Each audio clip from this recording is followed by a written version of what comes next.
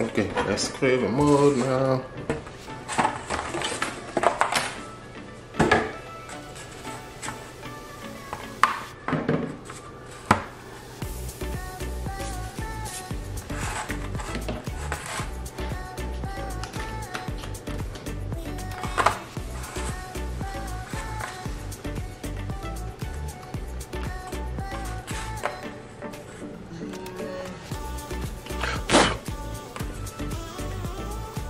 So keep in mind here that we want to create a case for the mold. Yeah, once this case is created, we are going to pour the silicone mold inside of it.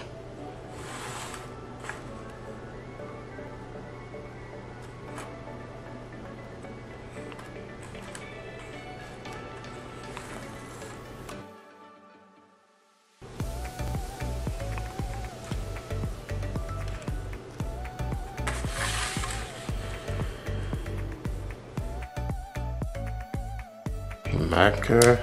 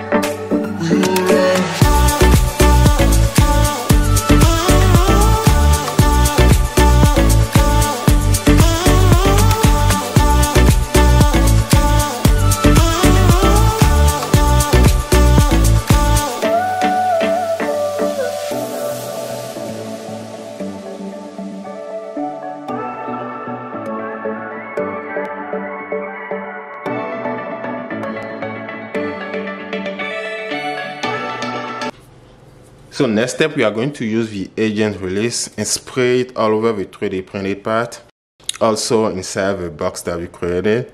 And then we are using the food grade silicone mold and pour that inside the box so that it can take the shape of a chocolate bar that we created.